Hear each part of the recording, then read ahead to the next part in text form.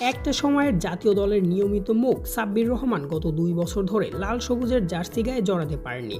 অথচ এই hard hitter ছিলেন টাইগার একাদশের অবিচ্ছেদ্য অংশ। কিন্তু ২০২২ সালে পাকিস্তানের বিপক্ষে সর্বশেষ টি-20-র পর জাতীয় দলের জার্সিতে আর দেখা যায়নি তাকে। ঘরোয়া লিগগুলোতেও দল পেতে হিমশিম খেতে হয় তাকে। বিপিএলের গত আসরে ছিলেন অবিকৃত। তবে এবার ড্রাফট থেকেই এই ব্যাটারকে দলে ফেরায় ঢাকা ক্যাপিটালস। আর একাদশে সুযোগ পেয়ে এবার নিজেকে আরও একবার প্রমাণ করলেন সাব্বির। বৃহস্পতিবার সিলেটে চিটং কিংসের বিপক্ষে ৩৩ বলে ৮২ রানের ঝড়ো ইনিংস খেলেছেন সাব্বির। দলকে জেতাতে না পারলেও এমন ইনিংসে খুশি তিনি নিজেই। পেয়েছেন হারানো আত্মবিশ্বাস। জাতীয় দলে ফেরার সম্ভাবনা নিয়ে সাব্বির রহমানকে প্রশ্ন করলে তিনি বলেন, খেলছি এখনও, সবাই তো স্বপ্ন দেখে, আমি এখনও ইয়ং বা সিনিয়র, বলতে পারেন মিক্সআপে আছি। ফিটনেস তো পড়ে যায়নি, ২-১টা ইনিংস ভালো করলে নির্বাচকরা সুযোগ করে দিলে হয়তো বা কামব্যাক করব।